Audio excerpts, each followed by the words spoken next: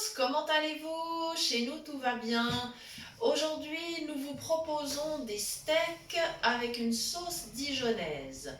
Donc je vais bien sûr commencer par la sauce parce qu'elle pourra attendre un petit peu pendant qu'on cuit les steaks et que nous allons également terminer la purée de pommes de terre. Voilà, alors concernant la purée de pommes de terre, je vous ai expliqué l'autre jour dans la recette du parmentier de poisson.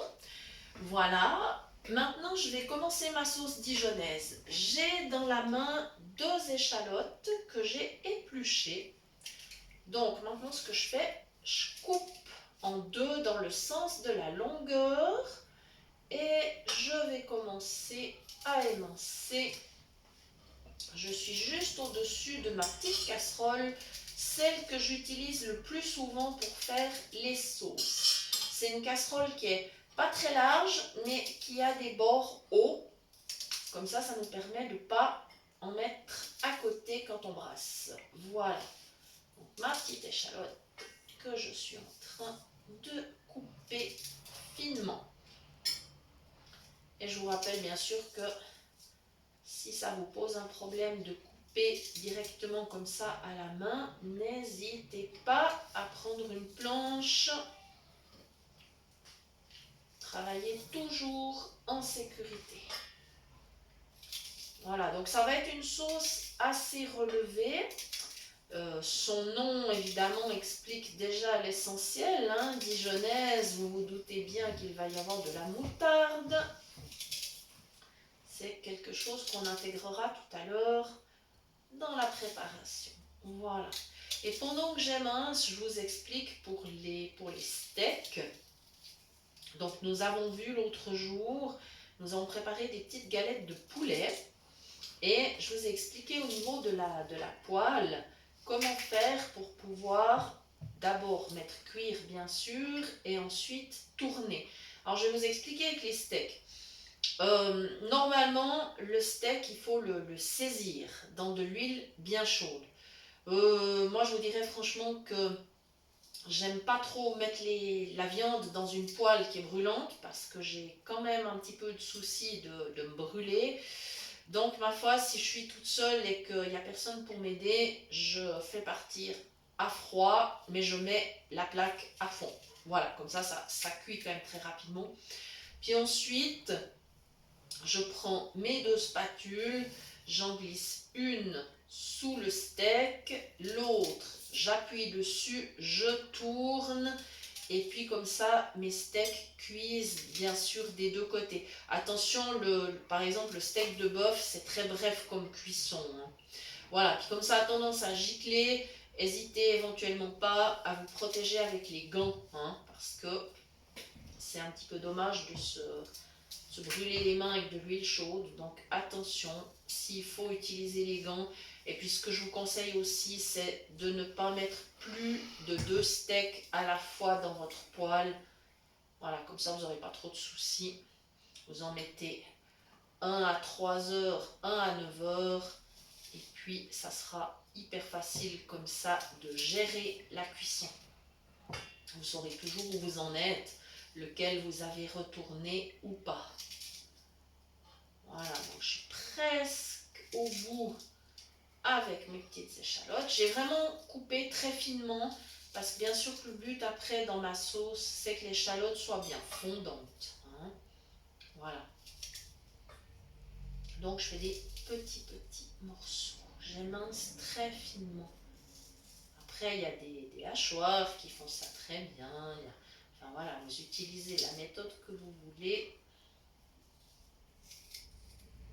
Voilà. Comme ceci. Maintenant, je viens me rincer les mains et laver le couteau. Voilà.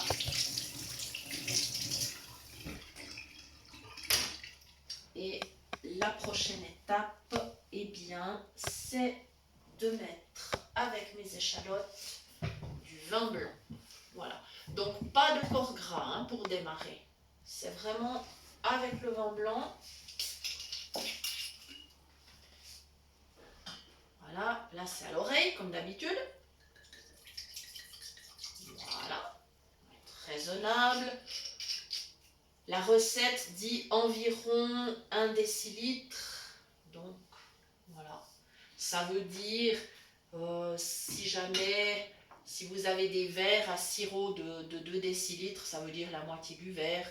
Ou alors, un petit verre à vin, si vous avez des verres à vin blanc. Voilà. Maintenant, j'ai allumé la plaque.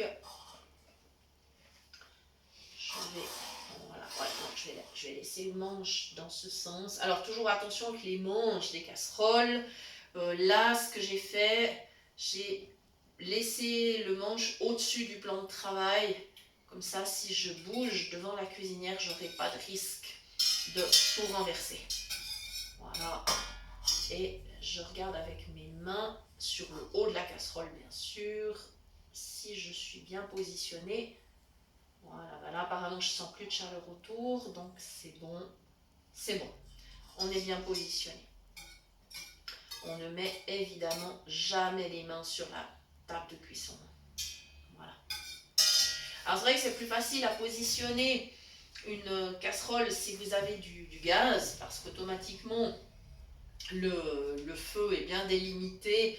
Mais par contre, alors le gaz, attention, il m'était arrivé une mésaventure chez ma grand-mère quand j'étais adolescente en fait. J'étais en train de mijoter un ragoût et comme la marmite était très chaude, j'ai pris un gant pour tenir la marmite le temps que je remuais la viande. Et en fait, ce qui s'est passé, je ne me suis pas rendu compte tout de suite, mon gant était très bas le long de la marmite, il a pris feu. Alors du coup, comme heureusement je me suis quand même aperçue avant que ça brûle au niveau de la main, j'ai pu me précipiter vers l'évier, jeter le gant dans l'évier et allumer l'eau bien sûr pour que ça, voilà, pour que ça prenne pas feu. Mais disons que voilà, attention avec le gaz, soyez bien prudents. Voilà, donc là ça va commencer gentiment à chauffer. Comme mes échalotes sont coupées très très finement, je peux utiliser le fouet pour remuer. Il n'y a pas de problème, elles ne vont pas se prendre dedans.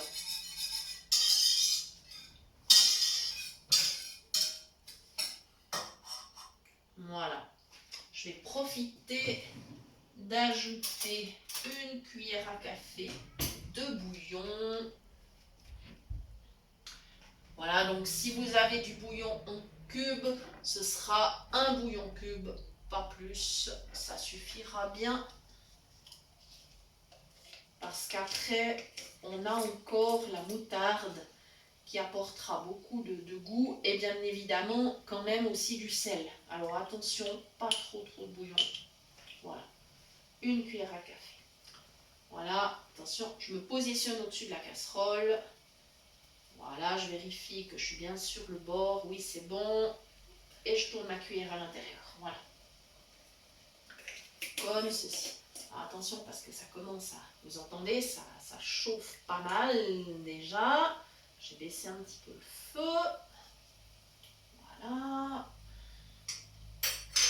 Comme ceci. Et ça, c'est une petite variante que je vais faire. C'est que je vais mettre quelques petites baies de poivre. Normalement, on doit poivrer avec le moulin, mais moi, j'aime bien mes petites baies. Donc, je vais en mettre un petit peu. Voilà. Elle est très raisonnable quand même, hein, parce que faut quand même rester sur un dosage. Voilà. C'est pas le tout de poivrer. Après, il faut pouvoir le manger. Voilà. Nous y sommes. J'espère que j'ai tout bien rangé correctement. Il me semble que oui. Ouais, je vérifierai ça tout à l'heure. Voilà. C'est parfait. Ça continue de chauffer.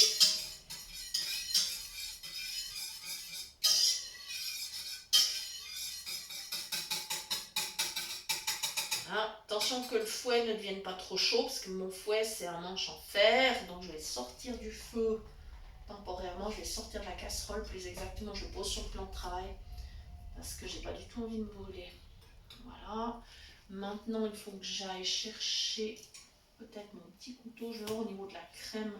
Alors, j'ai une brique de crème de 25 centilitres, donc soit 2 décis et demi. C'est de la crème à 35%. Donc je vais voir si elle veut bien se laisser ouvrir simplement comme ça, sinon je vais aller chercher mon petit couteau. Elle est récalcitrante. Donc je vais récupérer le petit couteau. Je donne un petit coup. Mais comme je vous dis toujours, faites pas ça, prenez le ciseau. Là, ce que je fais, c'est pas la meilleure des idées. Voilà, ma crème est ouverte. Je retourne vers ma casserole. Je me positionne sur le bord. Je sais que je peux verser ma crème. Et voilà. Voilà, voilà.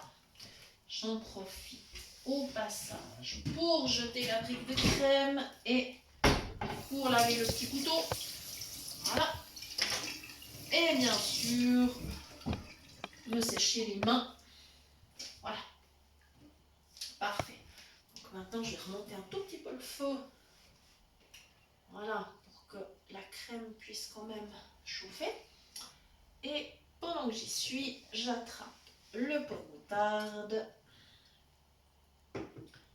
Voilà. Ça y est. Ah, cool. Il est tout neuf, mais il a bien voulu s'ouvrir facilement. Parce que alors, des fois, les bocaux, je ne sais pas si vous... si vous avez aussi ce genre de problème, alors des fois. Voilà. Et j'ai une moutarde forte, hein, automatiquement. Du coup, j'en mets 2 cuillères à soupe. J'aime aussi bien quand c'est un bon goût de moutarde. Voilà. Nous y sommes. Voilà. Puis maintenant, on va laisser mijoter tranquillement. Voilà. Et dès que les petites échalotes seront bien tendres, que la sauce aura un petit peu réduit, on pourra goûter pour voir si l'assaisonnement convient bien ou s'il faut rajouter quelque chose. Mais comme j'ai bien suivi la recette de base, je pense que normalement ça doit être plutôt pas mal. Mais il faudra goûter quand même.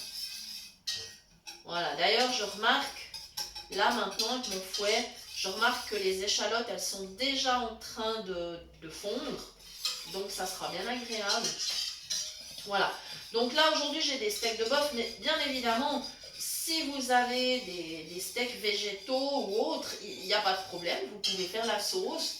Puis si jamais vous êtes vegan, eh bien à ce moment-là, n'hésitez pas à remplacer la crème par une crème de soja ou autre. Hein. Il n'y a vraiment pas de souci. Maintenant, il y a quand même dans le commerce beaucoup de produits vegan. Voilà.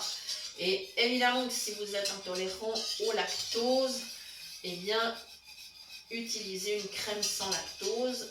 Dans le commerce, on en trouve aussi. Voilà. Faites juste attention au niveau de la moutarde pour ceux qui sont intolérants au gluten. Parfois, dans certaines moutardes, il peut y en avoir. Pas dans toutes, heureusement. Heureusement. Mais si jamais, en faisant vos courses, demandez qu'on vous lise l'étiquette. Parce que...